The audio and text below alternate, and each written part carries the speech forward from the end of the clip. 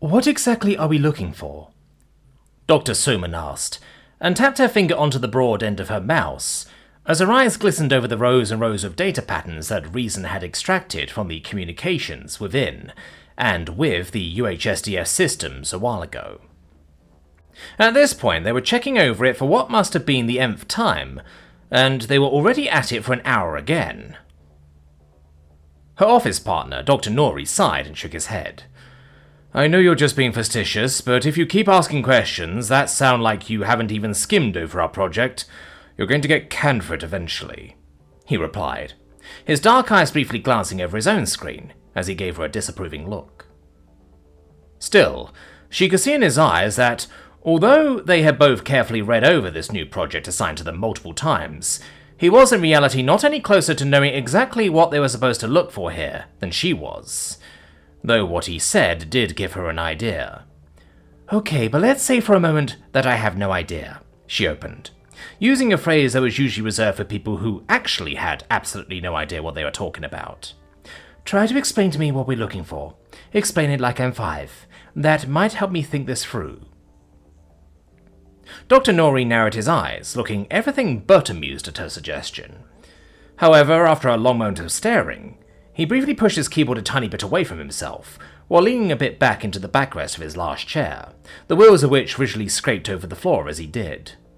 Belphegor be damned, her fellow doctor mumbled to himself for a moment, and rubbed his eyes with 2 fingers before sitting up straighter again, then tipping forward and leaning his elbows onto his knees. His expression told of a moment of concentrated thought before he spoke up once again, his voice now carrying that typical tone someone had when they were speaking from thought to thought, instead of following one coherent plan in their mind. It seemed that he was quite intent on following her suggestion of explaining it to her like she wasn't an expert on the matter. We got word from our officers in the field that the people attacking our systems are using some really weird computer for that. One that looks like it's broken and not very handy. And since we think that people wouldn't use something like that unless there was a reason for it, we believe that there must be something special about it that makes it worth it to keep such an odd thing around. As he spoke, Dr. Suman listened with her fingers entwined in front of her face, the backs and sides of them just barely touching her nose and lips. She tried her best to momentarily forget about years of her training, about all of the usual methods they would use to go about this. Usually not exactly a great recipe for success, however in this case, they had already tried the usual multiple times without success. If there was one thing that everyone at Reason was taught, it was that occasionally you needed to change your point of view to see what you were looking for. This was worth a shot. Even if it didn't work, they wouldn't waste more than 10 minutes on it. In the meantime, Dr. Nori was continuing his explanation. So, because we think that that computer has got to be special in some way, we are hoping to find some signs of that specialness somewhere within all the communication data we extracted from our systems. He elaborated further, now starting to speak with his hands a bit, as he made some simple gestures to somewhat underline the things he was saying. Those are like, He paused briefly, as he seemingly struggled to find a way to put the mountains of data they were sifting through into a context understandable for any layman. Signatures was what he finally landed on. Signatures from everyone who talked to our systems, or who our systems talk to. Almost like everyone who comes or goes has to sign at the door. He paused again, his gesturing ceasing, as he now pressed his fist against his cheek as he leaned his head down on it. The problem is, not everyone always signs using their real name, so it can be hard looking for a specific person, he continued on, his voice sounding less mechanical, as it turned more into a grumbling mumble, while his eyes drifted away from Dr. Suman, and instead moved back to the screen of his computer. So we have to try using everything but the name to figure out who the special visitor was. The handwriting. Any strange letters, from punctuation, the way they dot their I's, anything like that. Every little thing that could possibly differentiate them from all the normal computers, and could maybe help us out in determining what makes it so special exactly. Although his metaphor got a bit wonky in places, and didn't exactly follow one single thought line, Dr. Suman still nodded along and tried her best to think of the complicated matter in the simple terms her colleague did his best to put it in, attempting to follow the thought process with just the terms it was described, without pulling on her deeper subject knowledge. For now. Everyone needed to sign. That was a fact. They could sign under a false name or otherwise fudge their signature, but everyone still needed to sign. That was the baseline. There was no deleting it, no erasing one's presence, that much was ensured. Everyone had to sign. It was there. They just had to find it, using anything that might stick out. Of course, they would have already found anything that was obvious in their preliminary investigations, so it couldn't be that. The examples used by her co-worker were of course picked to fit with the signature metaphor, and therefore didn't exactly have directly corresponding equivalents in the data they were actually looking at. Still, so far they had mostly looked at larger patterns and, ironically, digital signatures that could be found by searching algorithms while skimming through huge datasets, since that was the best way to determine if something was actually a pattern or merely a coincidence you happened to observe. Still, if that didn't work... Okay, so everyone signs when they go in and out, and we are looking for oddities in specific signatures. Dr. Suman mumbled to herself, briefly loosening one finger from her intertwined hands to chew on it, as she thought. How would she go about this, if these were actual physical lists of signatures? Maybe, let's not look at all the lists then. Let's just look at the ones that we know the signatures we are looking for are on. We don't know every time they went in and out, but we do know about a few times they had to be in at least. So if we narrow it down, and just look at those few lists, maybe we can take a bit of a closer look at the individual signatures. Spend a little more one-on-one time with them to really get them to drop their pants. Dr. Nori snorted a bit at that description, but then he exhaled in slight disagreement and shook his head. That would muddy the waters quite a bit, he replied, clearly unsure if he was just telling her something she already knew, or if she actually needed a reminder of that.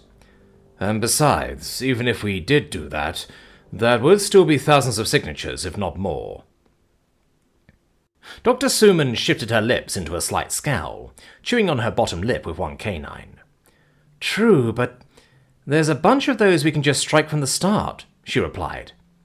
She really wished it would have sounded more like a eureka moment, but in reality she knew that it sounded like exactly what it was, grasping at straws.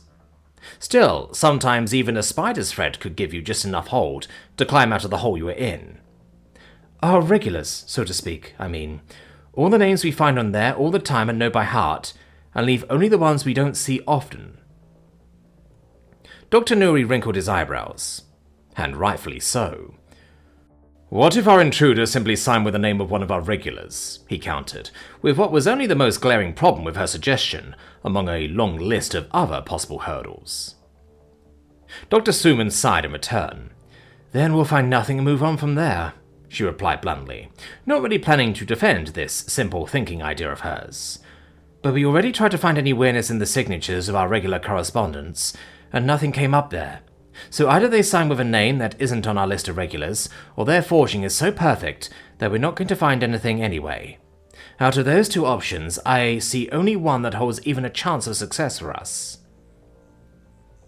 Dr. Nuri's face darkened even further, as his forehead gained some deep folds from all the negativity on his face. However, after a few long moments of glowering, he ultimately groaned to himself. Oh, what am I even complaining about? Not like the last hour was any more productive than running into another dead end. At least this keeps our legs moving. He finally conceded, and turned in his chair, rolling it back up to his desk while pulling his keyboard over to himself again. Though, even as he began to type out commands for his programs to narrow the data down to the days they knew for certain their systems had been cracked, he couldn't quite help himself as he added, I still think this is a little too simple, though. Dr. Suman, now also pushing herself back to her desk in order to get working, couldn't help but smirk a bit. Among both the UHSDF and Reason, there was an enormous arsenal of sayings that had gained popularity for discussions not unlike this one, and she admittedly loved it every time she got to use one. You know, she said, the cheeky yet delighted expression never quite leaving her lips as she spoke, ideas have to be simple like a knife is simple. She was interrupted as Dr. Nuri groaned out in annoyance, which only added to our own amusement on the matter. They just need to cut through bullshit, he said, with a painfully audible eye roll. Yeah, I know. Dr. Suman giggled quietly to herself in a bit of triumph at her colleague's annoyance. However, she knew that that was about as far as she should push it, before it would disturb the office peace. Thus, the sound of both her amusement and her co-workers' annoyance was soon replaced by the clacking of their keyboards and the humming of the computers, as they quietly worked away for the next long minutes, sifting and filtering through the data to only leave the signatures of their rare guests. Only very occasionally did they interrupt the silence for brief comments or exchanges with each other. Huh? Dr. Nuri suddenly sounded out in a half-laugh. I found the first time a Veselon talked to our systems. Dr. Suman smirked. You sound surprisingly not freaked out about that, she commented, jabbing a bit at the fact that her colleague was, whenever the topic came up, surprisingly unsuspicious of their odd, friendly neighborhood realized. Well, if something happens, I know what she looks like now, Dr. Nuri countered, before quickly making some inputs. He suddenly got quiet, and Suman could hear him shift a bit in his seat as he leaned closer to his screen. What is it? She asked, wondering what he had found that made him focus all of a sudden. Nuri was quiet for a moment longer before replying in a mumble. Neat. A Veselon signature is palindromic. Never noticed that before. I guess at least we learned something today. Suman snickered a bit at his excitement at the tiny detail, even if it was likely just born out of boredom or frustration. She probably did that on purpose, she then commented, considering that it was unlikely a realized would just leave any random digital footprint, especially if it had such a distinct feature. I bet she'll be giddy that someone found her little Easter egg if you tell her. Dr. Nuri snorted. I bet, he concurred sarcastically. They then quickly typed something else before leaning forward a bit more. It's different every time, he then noticed, presumably after checking the Veselon's other times of contact. Her identifiers are the same, but it looks like she actually constructs a different palindromic framework around it every time. I guess realized have a lot of free processing power. They actually seem to all have a meaning in a Miet context. When translated into script, I mean. Dr. Suman released a slightly exasperated breath through her teeth. As endearing as that, as well as his excitement about it was hardly what they were supposed to be looking into right now. You can geek out about it with her later. She very gently scolded her colleague, and briefly glanced over their screens to look at him sharply, though she couldn't quite help but grin as she did. We're kinda supposed to be working right now. Yeah, can it? Dr. Nuri replied, with another vocal roll of his eyes. We haven't even taken our break yet, so it's not like we're running on borrowed time. As he spoke, he suddenly drifted off, and glancing over, Dr. Suman could see that his face turned a lot more concentrated than before. What's wrong? She asked, and sat up straighter, immediately picking up on the fact that goofing around was off the table now. This wasn't his trying to prank her face. Was it a car or a cat I saw? He senselessly replied, catching his colleague off guard. What? Dr. Suman replied in total confusion. Nuri lifted his gaze. That's what this one says here, he replied. Was it a car or a cat I saw? Suman had to blink for a moment, before she realized what he was even on about, running through the sentence in her mind for a moment.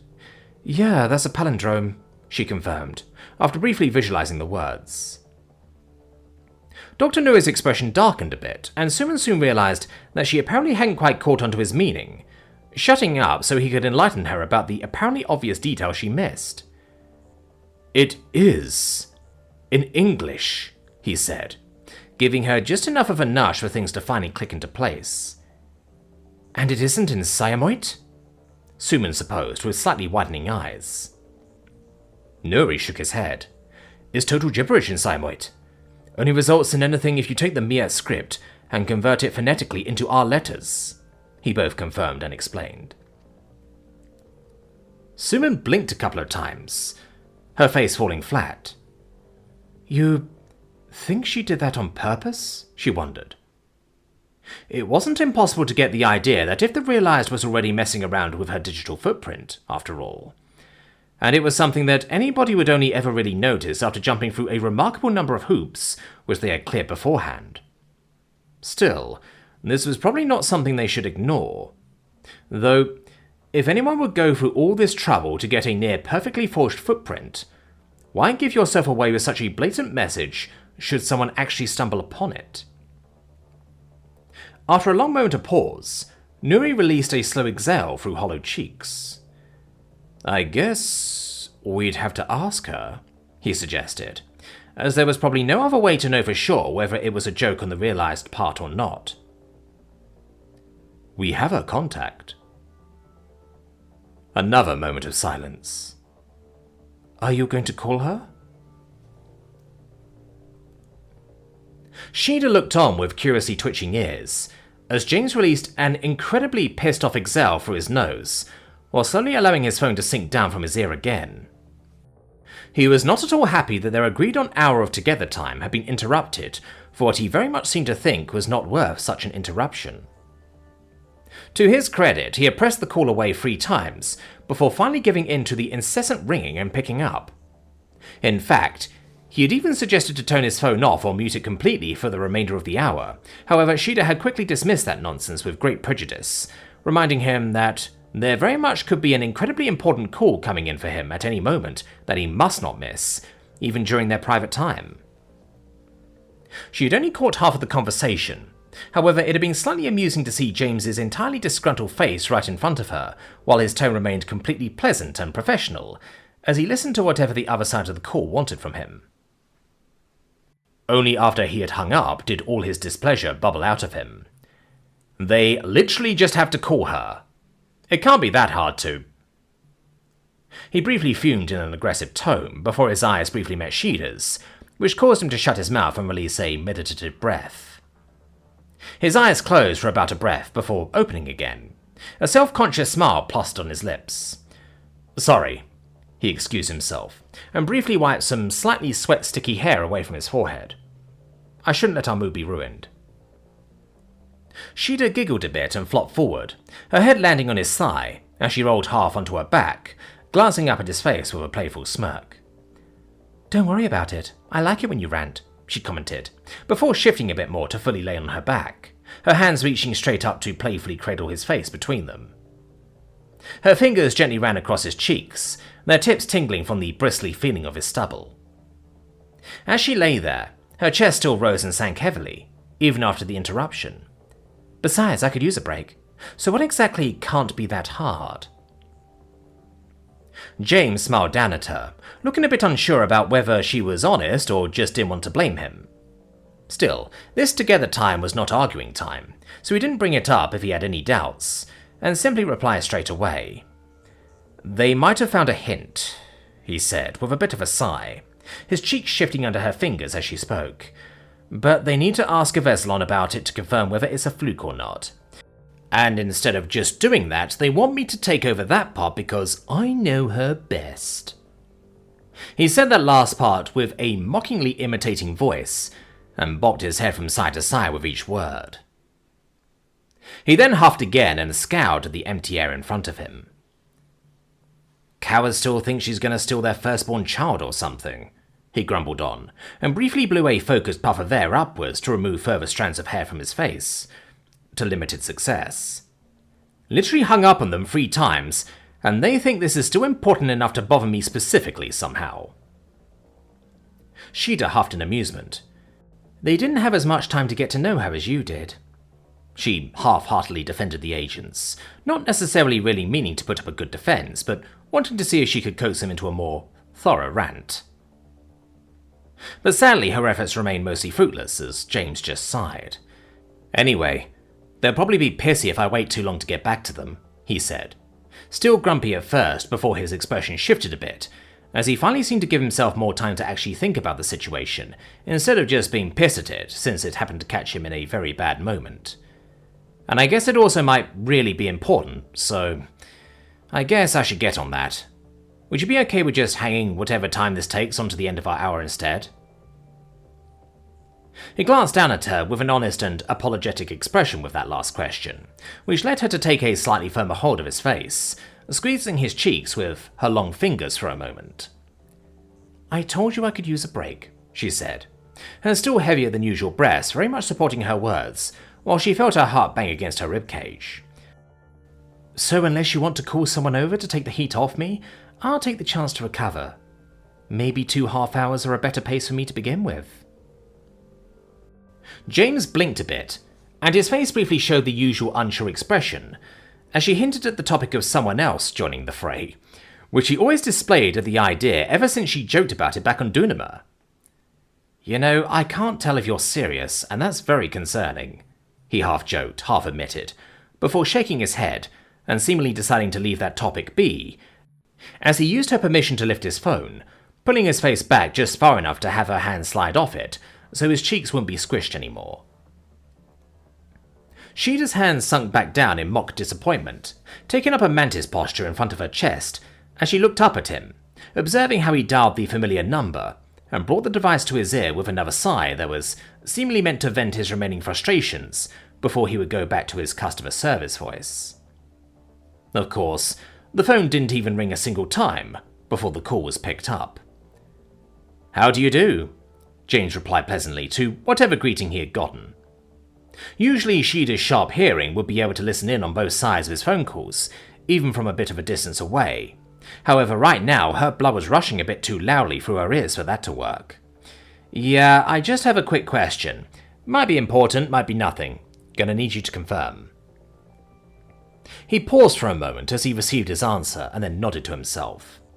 "Yeah, so apparently Reason noticed that you were hiding palindromes in your digital footsteps. They assume it's some kind of Easter egg. He began to explain, but was briefly interrupted, presumably by whatever reaction Aveslon had to her little game being found by someone. James's brow twitched slightly at the interruption, but he waited it out before continuing. Yeah, very nice. Anyway, they found one that kinda doesn't fit with the others. One that is translatable into Mia script like the others, but only makes sense if you instead send it out and transcribe that into Earth letters. Does that ring any bell?" Was it a car or a cat I saw? That's something you did?" As Sheeta had already expected, his face turned a little more thoughtful at Aveslon's reply, and he nodded to himself once again, while briefly rubbing over the lower half of his face with his free hand. "Yeah, no, I know you wouldn't forget that." He seemingly confirmed something Aveslon did, and yeah, that is a pretty weird calling card to leave for someone who didn't want to be found. That seems deliberate, but just deliberate enough that it didn't obviously want to be found. He seemed to ponder for a moment longer, while simultaneously listening to Aveslon once again. His face shifted to being a bit displeased as he heard whatever she said, though Sheeta had a pretty good idea that his annoyance was not directed at the AI. "Yes, I'll let them know you suggested it," he assured the realized, rubbing his eyes for a moment, allowing Sheeta to infer pretty much exactly what Aveslon had suggested. And honestly, she hoped that Reason would just take the offer, even if it was against their firmest policies. Wasting a resource like Aveslon wasn't exactly what she would describe as goal-oriented. James's assurances were followed by a slightly longer silence that time, before his head lifted in a sudden motion, his thoughtful and slightly annoyed expression completely shifting into a more blithe one, as a smile tugged at his lips. "Oh yes." He very quickly agreed to whatever the realized had said, and shifted his position a bit. Sheeta will definitely want to talk to her. I mean, I would too, but the language barrier and all. He nodded a few more times before then reaching the phone down to Sheeta, who looked at it in surprise for a moment, before it clicked for her what was probably happening. "Safiyah?" She mouthed quietly up at him, to see if she had the right idea, and James quickly nodded in confirmation. Quickly lifting up from his thigh, Sheeta pushed herself into a half-sitting position as she took the phone off him. The purr that had been escaping her chest this entire time already noticeably picked up, even as she gave James a slightly chiding look for putting her on the line with the kid this quickly, despite the condition she was currently in. Still, she couldn't really be mad about that. Better talk to her like she was right now than not at all. She would just have to pull herself together a bit. Bringing the phone to her face, her head twitched slightly as she listened to the quiet line. "Hello?" she asked in slightly rusty Simoit, wondering if the line was already connected to the kid or if a Veslon would want to exchange a few words before sending her on. However, the quiet and slightly slurry voice that replied to her immediately had her heart beat harder for a very different reason now. "Hi, Shida," Saf said, in a mumbly manner that sounded very happy and simultaneously gave away that the kid generally didn't talk much and, judging by her croaking voice, seemed to have not talked at all today as well. "Hey, Scrap," Shida replied with a smile, shifting even more upright so she didn't have to support her weight while speaking anymore. "How are you doing? Ears feel any better?" An involuntary chuff escaped her as she spoke, causing the kid on the other end of the line to inadvertently repeat the noise back at her as she replied. "Still ringing," the kid admitted, sounding pretty grumpy about it in harsh contrast to the happy noise she just made. "Doctor said it probably won't get better than now." Shida's lips shifted in a slight sting at Saf's words, but she didn't let it show in her voice. "Well, we might just know some doctors who have a second opinion on the matter," she said, in a sentence she couldn't quite believe left her lips considering the context. Yet, here she was. "Though we'll have to see if that is all right with you first." "I'll drink bitter broth if it will stop the ringing," Safiyah replied, in a way that sounded honest and also very much disgusted at the thought, causing Shida to snigger a bit. "Not quite what I have in mind, but we'll talk about it soon, okay?" she suggested, getting a bit of a sniff as a reply at first. "Will that be when I come with you?" the kid then suddenly asked, some clear hesitation in her voice that caused Shida to freeze up where she sat, her grip on the phone tightening a bit. "I know you haven't said anything about it yet, but since you call a lot, that's what you want to do, right?" Shida swallowed heavily as any reply got stuck in her throat for a moment, forming a heavy lump. Her eyes dashed to James for a moment, who sat across from her and watched with a gentle and pleasant expression on his face, even as he didn't understand a word of what was being exchanged apart from names. They had admittedly danced around the topic a bit, especially since they had only been together for such a short time. They both knew it, in a way, but neither had ever really put it into words properly. For a moment, she wondered if she should take a moment to discuss this with him, but she already felt herself take too long to respond, sensing the tension across the line grow with each moment. Closing her eyes firmly, she prayed internally to whatever god she didn't believe in, that she understood James as well as she thought she did. "Yeah," she said, knowing deep down that the kind of procedure she had in mind would very much be a point at which Safiyah would likely have to leave the kind of society she knew right now, even if it was a slowly improving one, behind, and would instead have to be moved to one more accepting of that kind of thing to give her the best chance at a relatively normal upbringing. And deep in her gut, Shida felt one certainty that she simply knew connected her and James. Even if this between them wouldn't last forever, this child would still have a good life. That much was a promise they shared in silence. "Yeah, that's when you'll come with us," she confirmed more thoroughly, her eyes fixating on James as she said it. He seemingly picked up on the fact that the topic had gotten heavier, as his expression shifted to a carefully curious, worried one. She could hear Saf sucking a breath at that reply, which almost sounded like the kid hadn't actually really expected that to work, and she seemed to be at a loss for words for a moment. Using that, Shida continued quickly so that she wouldn't give the kid too much false hope at something that might still be far away from them. "Though, it's probably going to be a bit until then," she explained gently, though she took care to never dip into a pitying tone in the process. "There's a lot of stuff happening right now, and everyone wants a piece of us, so for the time being, it's still better to have a Veslon and Zishadi take care of you for just a bit longer. Alright?" Silence fell across the line for a moment after that question, leading Shida to briefly fear that the kid had taken those news a lot harder than she would have hoped for. However, after the moment had passed, there was another chuff that escaped the young girl's chest. "Uh-huh," Safiyah then confirmed happily, an audible purr floating along with her voice as it came out of the speakers. "A Veslon's nice, and Zishadi has had more time to cuddle ever since we got hurt." It was slightly strange to hear anyone say that last part quite so happily, but that was a kid for you all right. "That's great," Shida replied, returning her own chuff in response to the kids as she suppressed another snicker. "Be good for them, all right?" "Uh-huh," Saf repeated again, and Sheena could almost hear her wave at the phone. See you soon. Yeah, see you. Sheena wanted to reply. However, the call was already hung up before she had gotten the full sentence out. This time she couldn't suppress the chuckle as she shook her head and rolled her eyes. Kittens, she mumbled in mock disgruntlement, before lifting her arm to give the phone back to James. He took it from her, still looking curious as he began to ask, "So what did she—" "Whoa!"